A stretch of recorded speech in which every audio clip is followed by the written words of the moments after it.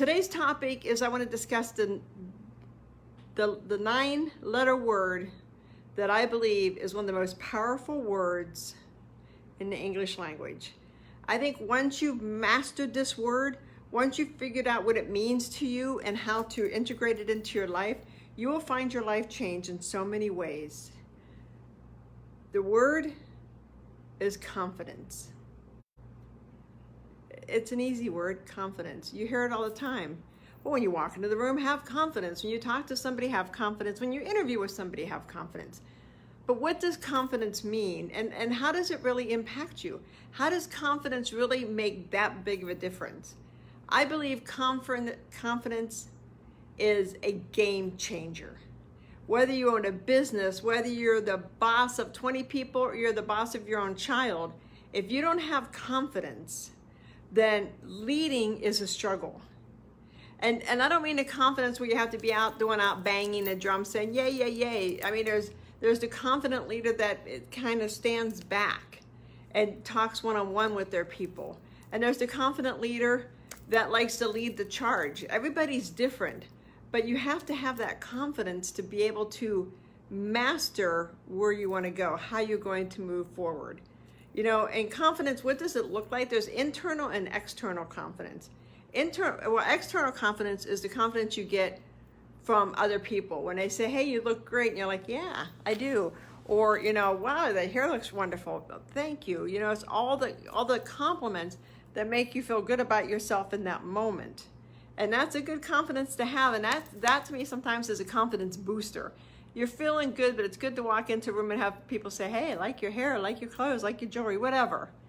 Or, you know, good to see you. But the real confidence comes from internal. It comes from here. It comes from knowing that you got it, that you understand. You understand who you are. You understand what your belief system is. You understand what your values are. You understand what you bring to the table. And you understand what your lane is, and you stay in your lane. Because confidence is hard, I believe, especially for girls. You know, and I'm not a big Harry Potter fan. My husband's a huge Harry Potter fan. I've never read the book. I think I read a couple paragraphs one day, and that was it. But, you know, when you watch and you look at Hermione, whatever, Granger, she's kind of the know-it-all. And for most little girls growing up, we get told that we're the know-it-alls. You know, I wasn't that way. I was an underachiever in school. But, you know, you're the one that raises your hand and say, okay, know-it-all, put it down for the boys to answer for the other people. And it's kind of an unconscious way of holding women in place or holding little girls in place. So, you know, don't be bossy. Don't do this, you know, oh, you'll never get a boy that way. Or my favorite, when you have, friends that have a boy and a girl, and they're like, oh, they'll get married one day. Like, that should be the aspiration of both of them, you know, the aspirational, let's get married. But it chips away at people's confidence. Whereas when you watch the Harry Potters and Hermione Granger, although they do call her a know-it-all, they support it. Everybody's like, no, I think it's awesome that you're really smart. You know, ask Hermione, she's brilliant. They pump her up. And that's the world we should live in, where we pump up little girls, where we pump up little boys and say, hey, you've got this. Be confident. Know that internally that you are good. Know internally that you've got this. Because there's going to be a time, you know, and it's happened to me when you're sitting in a room, whether you're rewriting rules or whatever, and there's 30 people and they're talking, they're all agreeing, and you're the one person going, no, that's not how this is going to work because of this. And you sit there and you really, you know, and I've done it. I've sat and thought, am I right? Is this belief right? Because they all agree with each other and I don't. And then you check that mark and say, okay, I think I'm right. Then do you have the confidence to raise your hand in front of all these people? And some are, you know, a lot of them are more expert than you are, and say, you know, I hear what you guys are saying and I understand it, but I think because of this over here, we can't do that. And sometimes, I mean, I've done it and they'll be like, well, we'll have to look that up. And, you know, fortunately they'll come back and say, you're right. But there's been times when they'll come back and be like, well, no, you're wrong. But it's okay because I had the confidence to raise my hand. You have to have the confidence to, you know, some people call it swag. You have to have the swagger. You have to know that you know. You have to understand that kind of the world's your oyster. That, you know, and one of the things that helps me with confidence is if I'm feeling not confident, I kind of ask God, you know what, God? Or I kind of think to myself, I don't ask God, I think to myself, you know, as I tell you guys, God created us all to be amazing. So it's up to us in order to be amazing to have great confidence. And it's there within us, you just have to pull it out. And you have to be able to walk into this confident person. And, you know, the way to start developing it is a lot of times affirmations. You know, I'm good enough, I'm smart enough, I've got this, I understand this, through it, all those different things for the confidence. And then you set yourself up for success. If you're sitting in a room full of 50 people and you think you're right, but you're not 100% sure, and you know if you're wrong, it could be damaging to your confidence, then wait till you can get the person one-on-one. I've done that as well. Where, you know, I'm 99% sure I'm right, but I don't want to call that person out, or, you know, I don't want to contradict people, so I'll wait till after the meeting and go up and say, but did you think about this? You know, am I right or am I wrong? And that's confidence as well. Confidence is also knowing when to raise your hand and when not to. Confidence is knowing how to walk into a room and how not to, because you have to own your confidence, because when you own your confidence, then you own the room.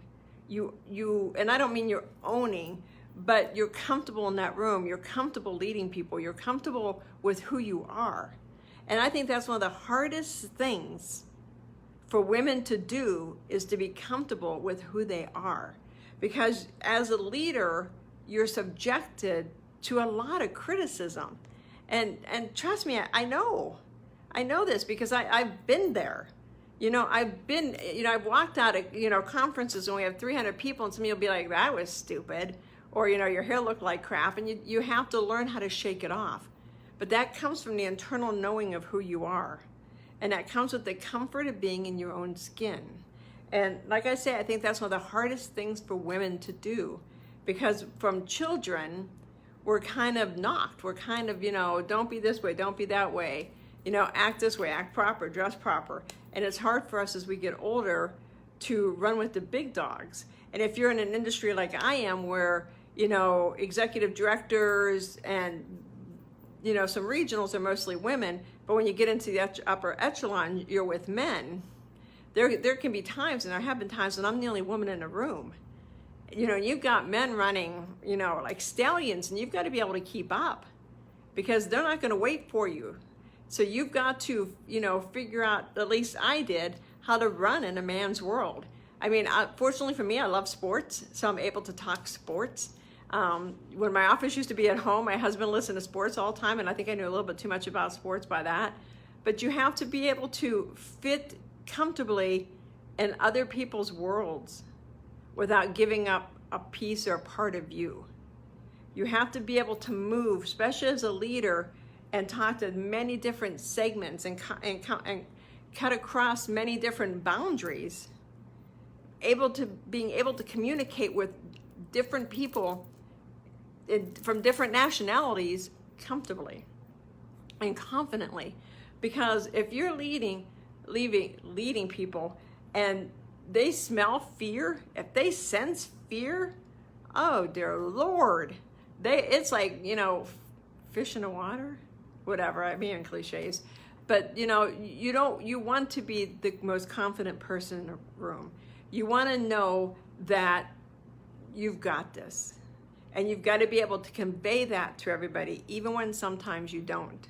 You know, and I have a lot of male mentors that if I need help with something, I'll call them up. And I have to learn how to navigate each one of them, because they all respond to different things depending. You know, someone, you know, the more feminine, you know, someone the more, you know, let's throw fists and, you know, let's go kick ass, let's, you know, whatever. You know, someone, you know, some loved the F-bomb, and I had a board chair whose favorite word was the F-bomb, so him and I got along marvelously. And I have others that aren't like that. So you have to be confident enough to be able to, again, adjust, but not too much that you lose a part of you. And I think in early leadership, that's one of the easiest things to do. I know that I did that in early leadership. I lost a a big part of me because I wasn't comfortable in my skin in the first place. I wasn't comfortable leading. I was comfortable in my knowledge set as far as the area I worked in. I was comfortable in talking and getting along with people, but I wasn't comfortable in saying, listen, this is how it's going to be. You know, let me hear everybody's different opinions. Let me hear everybody's different opinions, but when it comes time to sit down in the room, this is how it is. And we're not gonna have 5 or 6 or 10 different people sitting around a table disagreeing. You have to have a united front as a leader. So you've got to have the confidence to say, okay, done. We're done, zip it. This is the decision that's been made. Now we have to support each other and move forward. And that's something else I think women have a challenge with. They have a challenge with being able to say, stop. I've got this. Because we're so collaborative. We're collaborative by nature. It's how we're made to go around. We're relationship by nature, and that's why we make better leaders, I think, than men. Nothing personal to you guys out there, but that's why I think we make better leaders, because we are collaborators and we are relationships. But you also have to have a little bit of that male energy running, that you can say, done, I'm the quarterback. This is my team. This is how we're going to do. And know that your team, you're going to have some team members that are going to be like, well, listen, she thinks she's badass. I can remember working in a community a long time ago when I worked in senior housing and actually in a community. And one of the people that I worked with was like, you know, I'm walking down the hall and this one person said, doesn't she think she's Miss America? And I thought it was hysterical. I laughed so hard I was crying. And she's like, what's so funny? I said, well, where do you even get that at? Why would you even think you're Miss America? I mean, you're beautiful and you're well dressed, but that's kind of a weird thing to say. It bothered her for a long time. She couldn't shake it off. She couldn't think, you know, who knows where this guy was coming from. It could have been a compliment. It could have been a criticism. You don't know. Because everything that people say to you comes from their vantage point. It comes from them and how they see the world. It's their worldview. And you're responding in your worldview. And so sometimes they're in conflict. I mean, how many times have you gone back to somebody and said, you know, why did you say such and such? And they'll look at you and say, I meant that as a compliment. I didn't mean that mean. And you're like, oh, but you spent all this time agonizing over it. So sometimes, you know, as a leader, you also have to go to people and say, what exactly did you mean? So I can understand how we're going to communicate. What do you mean by those comments? So it's up to you. If you really want to lead, if you want to make change, and I think each one of us is on this earth to make change. Each one of us is on this earth to make a dent in the universe. It's up to you to figure out why you're here, and it's up to you to have the confidence to move forward. It's up to you to see big, huge, not itty bitty. It's up to you to say, okay, you know, I'm gonna go work at Dairy Queen. I've been really craving Dairy Queen. I'm gonna go work at Dairy Queen, or you can say, I'm gonna go on a chain of Dairy Queens, but I'm gonna start by working there. You know, I'm gonna go work in senior housing and executive director, or you can say, I'm gonna start as an executive director because I'm gonna be a CEO, or I'm gonna be a COO, or I'm gonna be a finance person, whatever floats your boat. It could be, you know what, I could crochet little, whatever you call, blankets for babies, or I can have a team crochet blankets for babies and provide blankets for every baby born in the United States and in the world. Go big or go home.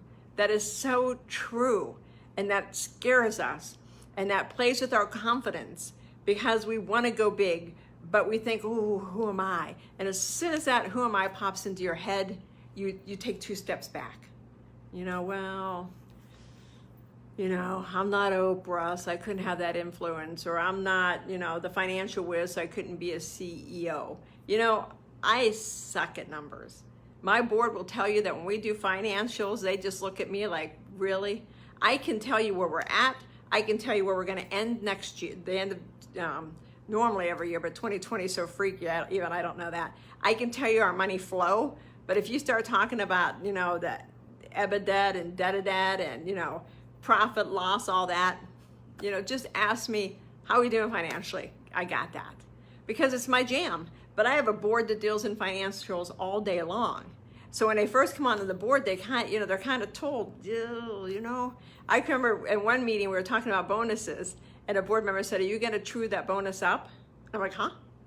She said, "Are you going to true it up?" I said, "True it up to who?" I didn't even know what she meant.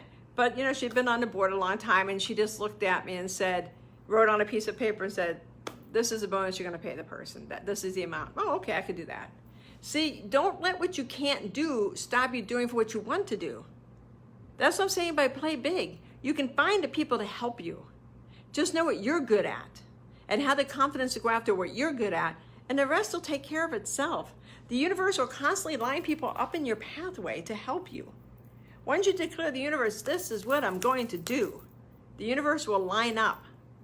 Just remember the most important word is confidence. Don't lose your confidence. Keep it. Figure out how to keep it going. What affirmation do you know? How do you change how are you going to change your state? Whatever it takes to keep your confidence up and going. Keeping in mind, we all have those days.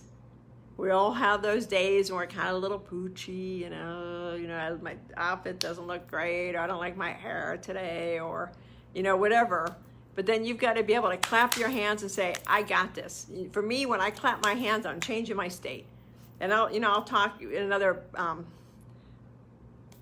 podcast about how to change your state. But for me, it's just clap my hands. Let's go. I got this. So work on that. Work on your confidence. If you need any help, let me know. Give me a call. Reach out to me on direct message. If you're listening to this on iTunes, give me a subscribe. If you're on YouTube, please give me a subscribe. Comment. Let me know. Join my free group, Possibilities Cafe. Have a great day. Live in your power. Live in your passion. And take time every day to ignite your possibilities. This is your world to own. This is your world. Do with it as you please. Enjoy it and play big. Talk to you guys later. Have a great Wednesday. Bye-bye.